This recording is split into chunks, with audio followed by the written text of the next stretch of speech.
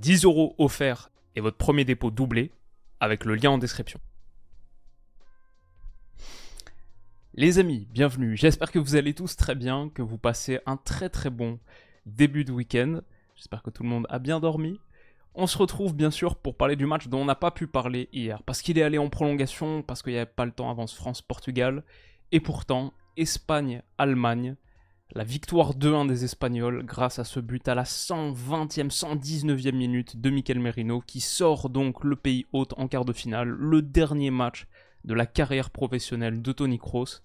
Et bah, ce match-là, il était, oui, monumental. C'est le match de l'Euro, il y a pour moi absolument aucun doute là-dessus. Peut-être c'est pas le match qui finit 5-4 avec le plus d'occasions, mais le niveau footballistique de cette rencontre, l'intensité, pour moi ça fait partie de ces matchs où t'en ressors et la sensation de comprendre un peu mieux le foot, d'avoir gagné 0,1% de connaissances supplémentaires de ce fabuleux sport. Ces deux énormes cylindrés qui se sont affrontés et qui nous ont offert un match, je pense sincèrement, pour l'histoire. C'était le match qu'on imaginait comme étant la finale anticipée, c'était la rencontre qui était censée être le point d'inflexion de cet Euro. On verra, parce que maintenant il y a Espagne-France, il y a une Espagne qui arrive un petit peu diminuée aussi physiquement, mais ouais, c'était un match de malade mental. Et donc je vous propose qu'on se pose tranquillement, il est midi, le week-end démarre, on a Suisse-Angleterre tout à l'heure, on a Pays-Bas-Turquie ensuite, on a encore des matchs de quart de finale d'Euro, quelle belle vie. Je vous propose qu'on se pose une petite demi-heure pour parler donc de cette Allemagne-Espagne. L'Allemagne de Nagelsmann, des choix intéressants sur le 11 de départ. Leroy Sané titularisé à la place de Florian Wirtz, mais donc sur le côté gauche, même si ça permute pas mal entre ces gars-là. Kai Havertz en pointe, ok. Emre Can à la place d'Andrich. Des choix pas très payants parce que les deux sont les deux premiers à sortir pour l'Allemagne et assez vite. Et Raum à la place de Mittelstädt, ça à la rigueur on s'y attendait. Pour l'Espagne, par contre, je vous ai même pas mis le 11, absolument aucun changement, c'est le 11 qu'on voit à chaque fois. Eux, ils avaient pas mal de certitudes. Mais le match démarre super mal pour eux, parce qu'au bout de 3 minutes sur ce gros tacle de Toni Kroos, ils perdent Pedri. On vient contester, donc Taylor dit ok, cette fois je sors pas le jaune pour contestation, à personne, mais tout le monde dégage.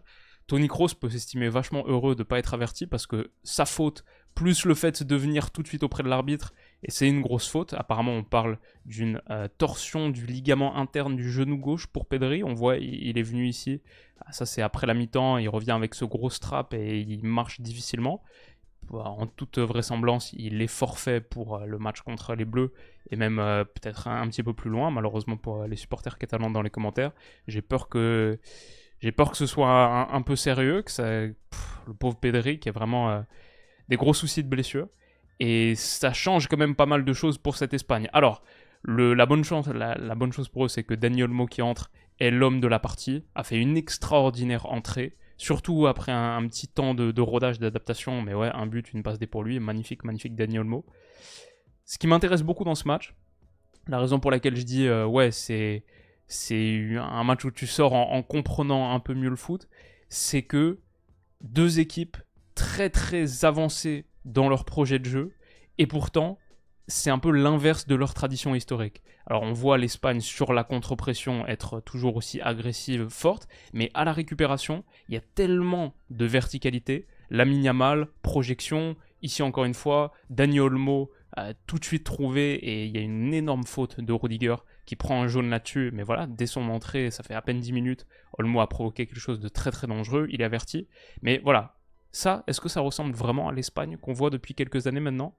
Non, parce que c'est l'Espagne de 2024, c'est ce qu'on dit depuis un mois maintenant, dans l'épisode de retour, on disait, attention, cette Espagne, elle a un truc en plus, c'est pas cette même, elle a toujours ses qualités historiques, elle a toujours son ADN, mais elle a ajouté la verticalité. Elle a ajouté la force en transition, le danger sur les ailes avec Williams et Yamal, mais aussi cette volonté de se projeter extrêmement vite à la récupération. Et je me mets dans les notes, c'est marrant parce que tu vois ça, et ça à la fin ça aboutit sur une frappe de Fabien Ruiz qui est au-dessus, qui joue pas très bien le coup je pense, il y avait mieux à faire là-dessus, mais regardez, sur cette récupération d'Unai Simon, vite, on cherche à se projeter le plus vite possible. Fabien Ruiz là, la possibilité peut-être de contrôler un petit peu le tempo de ce match, d'installer un rythme Espagne lente qu'on connaît. Non, tout de suite, la passe la plus verticale possible pour Rodri. Rodri, contrôle orienté, une touche, la deuxième dans l'intervalle entre Rudiger et Leroy Sané ici pour lancer Nico Williams. Dans le maximum de profondeur, de verticalité, c'est ce qu'on cherche systématiquement. Et en fait, moi je vois ce match, je vois cette Espagne qui est extrêmement verticale. Je vois une Allemagne qui est beaucoup plus dans un rythme de contrôle, de possession, d'installation dans le dernier tiers. En fait, je dis, cette Espagne, c'est une Espagne allemande, et cette Allemagne, c'est une Allemagne espagnole. C'est les identités historiques de ces deux grandes nations ont été totalement inversées. Et ce match, je pense vraiment qu'il a une place dans l'histoire du jeu, parce que c'était le match le plus fort footballistiquement de cet Euro, mais aussi parce que c'est incroyable, je trouve, de voir cette Espagne pratiquer ce style-là et cette Allemagne de Nagelsmann pratiquer ce style-là. Voilà la différence entre ces deux images. Une Allemagne de possession, de contrôle, de trouver les jeux dans les petits espaces, les triangles. Voilà, c'est clairement une Allemagne très inspirée par un grand tacticien espagnol. Et c'est l'Espagne, pardon, lapsus révélateur, c'est l'Espagne en transition qui cherche à exploser, qui cherche à aller très vite, avec notamment la force de percussion de Lamine Yamal, mais ouais, constamment exploser à la récupération, aussi pour battre la pression allemande, parce que les Allemands, ils étaient en individuel dans le camp espagnol. C'était très difficile pour l'Espagne de s'en sortir, donc quand il y avait des possibilités, il fallait y aller. Mais ouais, je trouve ce match tactiquement fascinant. Quelque chose qui a énormément aidé l'Espagne. Et alors, on va peut-être retenir l'erreur unique individuelle d'Unai Simon qui aurait pu coûter très cher sur son jeu au pied. Mais sinon, son jeu au pied dans l'ensemble a été excellent. C'est une vraie arme pour l'Espagne d'avoir pu aussi souvent, face à la pression comme ça en individuel de l'Allemagne, aussi souvent aller trouver du jeu en déviation. Là, super ballon pour Dani Olmo qui réceptionne dos au but et qui va gagner une faute pour permettre de battre la pression. Mais tellement de fois, on a vu Simone Morata. Simone Morata, c'était le circuit phare de l'Espagne dans sa moitié de terrain pour s'en sortir. Plus que du jeu en triangle, recherche de troisième homme sur des circuits courts. Non, c'était Simone Morata, dégagement du gardien vers le 9 pointe, jeu d'appui. Ce qui est, encore une fois, est-ce que c'est très espagnol ça? Mais extraordinaire match de foot. Sinon, j'ai vu le classique de l'Espagne quand même, c'est sur la récupération, la pression et l'agressivité haut.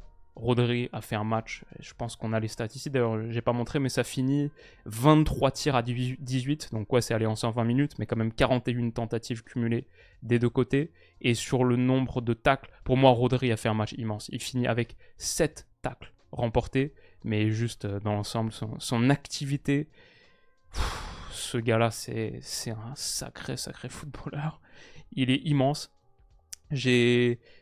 Bon, je veux pas spoiler une prochaine vidéo, mais ça fait un moment que j'ai envie de faire la draft ultime avec Stan. C'est-à-dire pas de limite de budget et juste essayer de construire la meilleure équipe possible. Le premier footballeur à partir, si j'avais le premier choix demain, je pense que ce serait lui. En vrai, je pense que ce serait lui. Peut-être il y a 2 ans, j'aurais dit Mbappé. Peut-être il y a quelques autres noms que tu peux sortir ici et là. Mais aujourd'hui, si j'ai envie de construire une équipe, j'ai le droit au tout premier choix de tous les joueurs qui existent sur le plateau. Je pense, je prends Rodri. Il est si précieux. Ce qu'il fait avec ballon, ce qu'il fait sans. Mais bref, ouais, on voit l'Espagne à la récupération. Encore une fois, chercher vite la projection, la verticalité. Nico Williams n'a pas fait un très bon match. C'est un de ses moins bons matchs. Son moins bon, sans doute, de cet Euro. Un peu en manque de justesse et de réussite dans le dernier tiers. Les centres n'étaient pas tout à fait justes, bien calibrés. Il était globalement assez bien défendu, notamment par Rudiger ici. Donc ouais, ça c'était un truc, je pense, Williams, Yamal, les deux armes fortes de l'Espagne. Surtout Williams, c'était un petit peu en deçà par rapport au niveau qu'ils avaient montré jusqu'alors. Donc ça n'a pas aidé l'Espagne à faire la différence rapidement, mais on voit toujours cette recherche de verticalité avec Fabian Ruiz, le contrôle orienté de Lamine Yamal qui est top. Mais le choix est pas bon. Dans le dernier tiers, sur cette première mi-temps, je vois une Espagne qui est au-dessus de l'Allemagne, franchement qui fait 45 minutes de facture supérieure à l'Allemagne, mais qui manque de justesse dans ses tout derniers choix, que ce soit sur l'exécution, on a vu les centres de Williams, mais aussi la prise de décision, beaucoup de frappes extérieures de surface. Et Ok, c'est Neuer qui a relâché un ballon dans les pieds de Rossellou et qui a eu une autre bourde aussi pas longtemps après. Il me semble que c'était le match de préparation contre la Grèce. Mais quand même, ils ont un petit peu abusé. Je pense qu'on doit avoir la shot map ici. Si on regarde tous les tirs créés par... Voilà, c'est sur les 18 tirs de l'Espagne. Sur les 45 premières minutes de jeu. Voilà, ils sont tous extérieurs de surface, là. Et ouais, c'était un petit peu trop ambitieux et à la fois pas assez, parce que je pense qu'il y a des décalages à créer ici, et l'Espagne cherche trop à faire la différence extérieure de surface, quelque chose qu'ils font plutôt bien depuis le début de la compétition. Hein. Franchement, ça fait partie des meilleures équipes sur les tirs extérieurs de surface, ils sont énormément cadrés. Je pense qu'ils ont un très bon ratio de tirs cadrés par rapport à leurs tentatives, par rapport notamment à l'équipe de France, en tout cas, il y a une grosse différence. Mais ouais, un petit peu plus de justesse, de qualité dans la sélection des tentatives aurait pu permettre à l'Espagne, je pense, d'arriver au vestiaire à 1-0. Mais dans l'ensemble, ils s'en sortent pas trop mal en ayant perdu Pedri. Je trouve qu'ils font une vraie bonne mi-temps. Il y a toujours la pression haute allemande qui cherche à déclencher sur la première passe de Simone. Ok, bah du coup, on va aller sauter. Et que ce soit Morata ou sinon Carvajal. Carvajal, je le mettrais dans mon top 3 du match. Carvajal, je l'ai trouvé énorme sur cette rencontre, et pas juste mentalement, pas juste parce que ce petit gars-là, qui sort d'une saison déjà lunaire, est capable de produire 120 minutes de ce rythme, de cette intensité, avec les fautes tactiques qu'il faut, mais aussi parce qu'avec ballon, souvent, il a été un relais et une solution pour l'Espagne face à la pression haute. Là, sur ce contrôle orienté, magnifique, rentre à l'intérieur, relais avec Dani Olmo, qui va aller chercher l'autre côté pour Nico Williams, son centre au second poteau, Lamine Yamal, Morata trouvé à l'intérieur. C'est une énorme action de l'Espagne à la 47e minute, et Morata ici à 6 mètres se défait de Jonathan Tah, peut finir sous la barre de Neuer. C'est un gros raté, mais c'est une action très très bien jouée par l'Espagne, qui est partie depuis les 6 mètres, qui est partie depuis cette ouverture de Simone pour Carvajal, et ça c'était de la qualité. Et je pense que cette action, encore une fois avec un relais ici de Rodri qui lance Yamal, c'est celle qui permet à l'Espagne d'ouvrir le score. Yamal qui fait la différence. Olmo, je crois qu'à la fois Kroos ici et Andrich sont fautifs. C'est franchement, sur chaque sélection, on pourrait faire une vidéo, genre l'épisode, l'épilogue de retour, pour dire ok, qu'est-ce qui a marché, qu'est-ce qui a pas marché. Kroos, Andrich comme double pivot pour Nagelsmann, je sais pas à quel point ça a marché. Kroos, je pense, a besoin d'être épaulé par quelqu'un qui peut-être protège un petit peu mieux le dernier tiers défensif. Andrich, c'est un joueur d'agression qui peut aller presser, qui peut défendre en avançant, défendre en reculant. Là, je vois dans cette passe de Yamal est top, l'appel de Dani Olmo est excellent aussi, mais j'ai vu entre Kroos et Andrich, et c'est pas pour rien d'ailleurs que Can est titularisé, sorti à la mi-temps, remplacé par Andrich. Je pense que l'Allemagne n'a jamais vraiment trouvé, que ce soit son latéral gauche où Mittelstedt est remplacé, la Raum n'intervient pas, mais surtout ce double pivot. Ouais, Nagelsmann n'a jamais parfaitement fini par trouver son 11. C'était proche de passer. On va pas tirer trop d'enseignements non plus d'une rencontre que tu perds à la 119e contre cette énorme Espagne. Mais ouais, je vois dans ce ballon où Kroos est en retard, Andrich intervient pas sur Dani Olmo. Une des lacunes de l'Allemagne, elle était là. Et par contre, la reprise de Dani Olmo est magnifique. L'Espagne cadre ses tentatives la plupart du temps, et celle-ci, elle est très très bien exécutée par Dani Olmo. 1-0 au bout de 52 minutes. C'est super bien joué. Je vois une Espagne qui va souffrir un petit peu plus. Pas tout de suite. On a des choses comme Fabien Ruiz et Dani Carvajal. Encore une fois, je trouve que la résistance à la pression, il y a des séquences où on voit quand même que l'Espagne est au-dessus. Encore jusqu'à l'heure de jeu, je vois des séquences où l'Espagne est bien au-dessus. Ruiz, chassé là par Andrich, résiste à la pression, fait un petit geste pour s'offrir un petit peu plus de temps. Ok, Carvajal, il y a Musiala qui sort, mais regardez Fabien Ruiz qui a continué sa course pour proposer là à l'intérieur du jeu. Il est servi par Carvajal sans crainte. On tente les passes risquées. Fabien Ruiz face au jeu. Dani Olmo peut décrocher de son vis-à-vis Kroos et aller menacer dans la profondeur. Il est servi en une touche. C'est super bien fait. Je pense que cette action ne donnera rien à la fin parce que le centre d'Olmo est contrôlé par Rudiger. Mais ouais, ça c'est les mouvements dont l'Espagne est capable. Il n'y a pas beaucoup d'équipes qui sont capables de ça dans cet Euro. Il y a ce mouvement, et ensuite, il y a la contre-pression. C'est récupéré par l'Allemagne, mais ok, tout de suite, on sort, on presse, et Rodri, qui est un chasseur extraordinaire, voilà. L'Espagne peut relancer un cycle de possession dans le dernier tiers, et ça, c'est ce que cette équipe est capable de faire à son niveau maximum. Des choix un peu controversés de La Fuente, qui, à la 63e, sort Lamine Yamal. Je pense qu'il avait encore un petit peu plus à donner dans ce match, et l'Espagne se met à reculer beaucoup. Je pense l'approche tactique est mauvaise, et je me dis, ok, bon, peut-être ils sont très confiants dans leur capacité défensive, mais ils reculent beaucoup, cèdent énormément de contrôle à l'Allemagne. Je vois des choses comme ici, beaucoup de fautes tactiques, Musiala qui échappe à Ferran Torres, ok, c'est un petit peu comme celle de Carvajal à la 120e, ok, ceinturage, ça fait carton jaune, mais je vois Rodri qui par exemple à la 75e ici dit, ok, on calme, tranquille. Mais c'est tôt, je trouve. C'est tôt pour s'arrêter de jouer.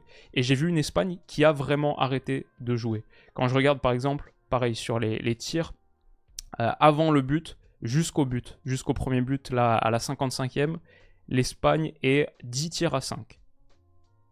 Ok. Jusqu'à l'égalisation, 11 tirs à 2 pour l'Allemagne.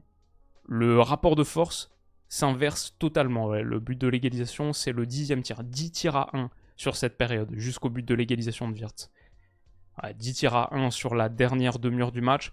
Tu peux défendre aussi bien que tu veux. Tu peux être même cette équipe de France 2024 défensivement. C'est trop lourd comme bilan à concéder. Et ça, c'est pas contrôlé. Ça, c'est s'exposer trop. Et je vois par exemple dans ce refus de jeu où je vois un Rodri qui dit « Ok, tranquille, on calme, on recycle ». Ferran Torres joue négatif vers Carvajal. Carvajal, finalement, il n'y a pas de solution, donc la pression est attirée et il y a une perte de balle là. L'Allemagne peut relancer un cycle. C'est trop dangereux, je trouve, à un quart d'heure de la fin. Et honnêtement, l'Allemagne mérite d'égaliser. Sur ce centre en retrait, pour Füllkrug, qui trouve le montant d'Unai Simon, c'est déjà une chaude alerte sur le but espagnol. 79e, Nico Williams et Alvaro Morata sont sortis. À la rigueur, je pense que physiquement, ils étaient un petit peu cramés. Je vois par exemple ce ballon-là, ça vient d'une faille sur le côté de Nico Williams, qui n'a pas couvert suffisamment bien la largeur. Donc on sent que physiquement, il est éreinté. Même je trouve on le voit au moment de sa sortie. Morata, c'est pas la première fois qu'il sort, et il commence aussi à faire un petit peu son âge. Et il a livré un sacré match de combat, notamment sur le jeu aérien de déviation. Donc tout ça, je le comprends. Mais c'est vrai qu'à la 79e minute, t'as sorti Yamal, Williams, Morata, les 3 membres de ton trident offensif. T'as déjà perdu Pedri en début de match. Attention à pas te faire égaliser parce que ça peut faire une fin de match compliquée. Et la grosse erreur d'Unai Simon ici, elle aurait pu vraiment mettre... alors que sinon, moi je pense que je le mets top 3 du match. Hein. Il a sorti quelques très très gros arrêts. Cette parade aurait pu définir son tournoi. Cette bourde aurait pu définir son tournoi parce que c'est un très mauvais ballon mis. Mauvais dégagement. Il n'y a pas de Morata à les toucher, mais c'est un très mauvais dégagement. Kai Havertz bat à la course Nacho. Son petit ballon par-dessus, 82e minute, aurait pu être un tournant du match. Ça passe juste au-dessus de la barre d'Unai Simon. Mais c'est à l'image d'une Espagne qui est plus du tout T'as sorti tous tes meilleurs offensifs. Le momentum est en train de s'inverser. Tu souffres tellement sur cette fin de match. Déjà, arriver à la prolongation, parce qu'il y a 5 minutes où ça flotte un peu derrière, c'est une bonne chose pour eux. Et ouais, ils sont véritablement en souffrance. Mais ce que j'ai trouvé fort dans leur performance, et c'est là où je dis quel match de foot de malade, il y a tellement de phases dans cette rencontre, c'est qu'ils sont capables, sur cette première mi-temps de prolongation, de rehausser leur niveau et de retrouver leur qualité. Je vois par exemple là un Fabian Ruiz qui échappe à la pression, Rodri qui réussit à orienter, Carvajal sortir de cette pression constamment, trouver le jeu intéressant. Autre côté, Dani Olmo, ça donne rien cette action, mais cette Espagne est capable de retrouver sa meilleure vitesse. Et ça c'est fort, il y a encore de la récupération haute ici. Sur cette séquence, je me mets 97e minute. Ouais, les séquences dont l'Espagne est à nouveau capable. Dommage d'avoir arrêté de jouer à 1-0 parce que tu sens qu'à un partout, ils sont capables de retrouver leur rythme de croisière et en ayant sorti plusieurs de leurs meilleurs joueurs, ce que je trouve assez spécial. Musiala leur a fait mal quand même. Hein. Franchement, Musiala, c'est dommage aussi que l'Allemagne sorte. Moi, j'adore cette Espagne, mais J'ai un petit pincement au cœur de voir l'Allemagne sortir aussi vite de ce tournoi, parce que Musiala, sur cette compétition, personne n'avait trouvé vraiment la réponse. Il est systématiquement dangereux. Il doit faire pas loin des 120 minutes, ou les 120 minutes. Oh, il fait les 120 minutes, en étant très très tranchant. Personne réussit vraiment à contrôler ses jambes de feu. Dani Carvajal prend un jaune là sur une main. Il est obligé de faire une main volontaire pour en l'empêcher de prendre le dessus à la 100e minute et donc est suspendu pour la demi-finale. L'Allemagne commence à retrouver des espaces, comme là. Thomas Müller, bon, sur son entrée, n'a pas fait grand-chose, mais cette passe en retrait pour Florian Wirtz, ça c'était quelque chose. Ça c'était le tournant du match. Florian Wirtz, là l'Espagne s'en sort bien. Et l'Espagne, faut dire, hein, l'Espagne s'en sort bien aussi dans ce match. Il y a eu des parades d'Unai Simon, il y a eu ce poteau de Füllkrug, cette action surtout de Wirtz, si elle va au fond, c'est la même. Elle ressemble un peu à celle de Dani Olmo dans l'autre sens. Et Nagelsmann se prend la tête entre les mains parce que ouais, ça c'est une énorme occasion qui vient d'être gâchée. Je vois encore une fois l'Allemagne capable de choses, de mouvements tranchants et surtout de finir le match avec Musiala, avec Wirtz, avec Füllkrug aussi, qui est un super gars à voir en sortie de banc. Mais Musiala, Wirtz, quand en face, l'Espagne a dû sortir Nico Williams et Yamal depuis à ce stade, Yamal il est sorti à la 60e minute, ça fait quasiment 1 heure qu'il est sur le banc. Williams pareil qui est sorti, plus de Morata, plus de Pedri. C'est une fin de match qui s'annonce compliquée. Et Wirtz qui n'a pas commencé mais qui finit, ça ressemble à un très très bon choix pour Nagelsmann. Mais derrière, je vois encore une Espagne qui est capable, par exemple sur ce petit ballon d'Unai Simon, une Espagne qui est capable via Carvajal de garder de la maîtrise, de garder du contrôle, d'échapper à la pression. Il n'y avait pas beaucoup d'équipes dans ce tournoi, je pense, si l'Allemagne avait progressé, qui auraient réussi à se sortir de la pression allemande, qui était véritablement étouffante, mais l'Espagne était peut-être les seuls qui en étaient capables. Carvajal ici réussit à trouver autre côté, échapper à cette pression qui dure jusqu'à la seconde mi-temps de la prolongation, ce qui est assez dingue. Ça aussi c'est un tournant. Cette tête magnifique de Füllkrug qui est sortie par Unai Simon qui a fait vraiment un très très gros match dans les buts. Ouais, c'est vraiment un match épique. La fin c'est totalement dingue. Et le but de la victoire, il vient ici. Alors je l'ai fait remonter parce que ça vient encore une fois d'une touche au départ. L'action commence avec une touche. Ça se bagarre dans le domaine aérien. Et je dois dire, celui qui perd son duel et qui permet à l'Espagne d'avoir cette dernière cartouche, malheureusement, c'est Toni Kroos. Qui n'aura pas fait un très grand match pour son dernier. Entre les fautes à répétition, franchement, il y a un monde où totalement il peut se faire exclure. Et ça. Et le dernier coup franc mal joué. C'est pas une fin parfaite pour Toni Kroos. Je me rends compte que j'ai même pas mis l'action de la main de Cucurella. Je suis désolé. Certains vont sans doute la demander.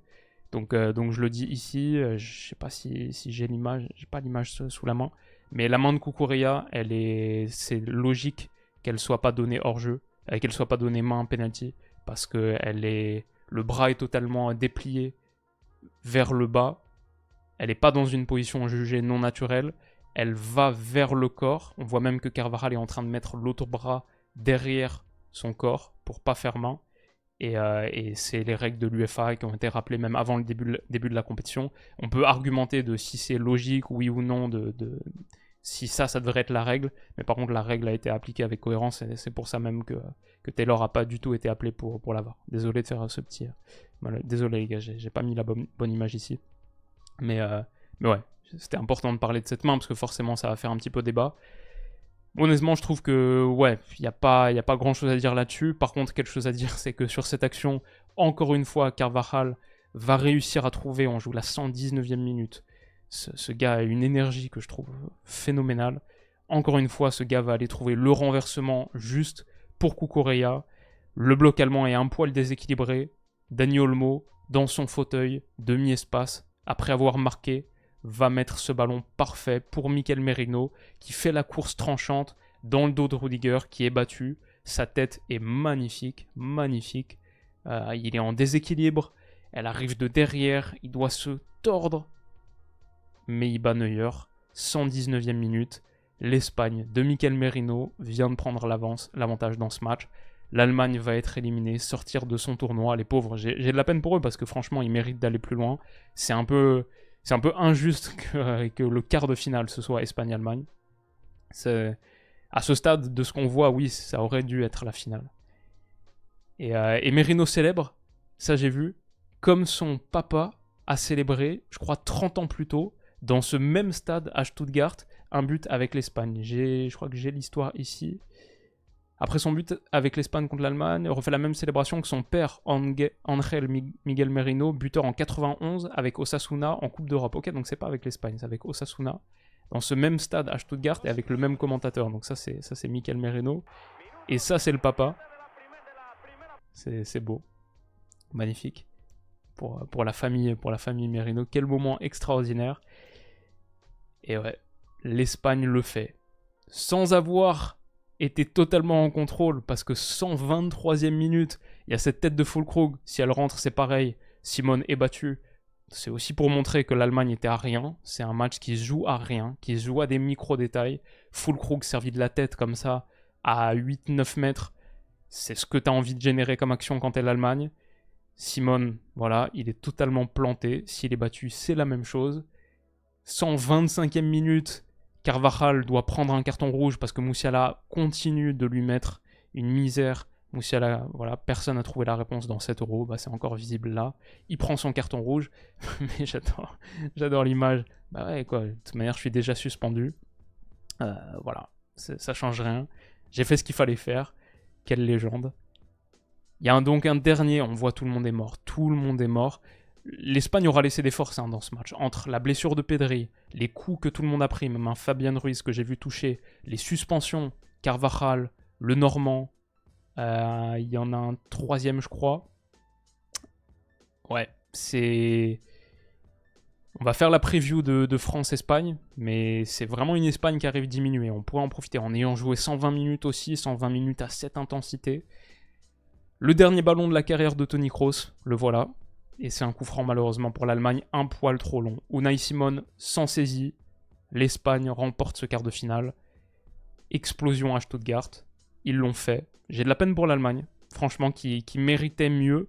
Mais c'est pas pour dire que l'Espagne méritait moins.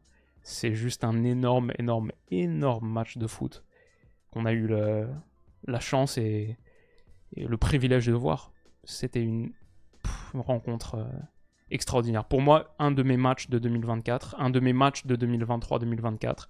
On a eu quelques sacrées parties de Champions League, mais ça, c'est up there, tout là-haut. Donc voilà, j'espère qu'on a le, le même niveau de football en stock sur les rencontres de la journée. Ça va être encore une belle journée d'Euro, une belle soirée, un beau samedi soir. Et on sera là bien sûr pour en parler. Merci d'avoir été présent pour ce débrief du samedi midi. J'espère que vous êtes toujours aussi en forme ou content peut-être de la qualification de l'équipe de France. On a donc France-Espagne. Quel énorme match. Prenez soin de vous les potes, passez un excellent week-end avant tout. Et de toute manière, on se retrouve dans quelques minutes pour continuer à parler de l'Euro. A tout à l'heure.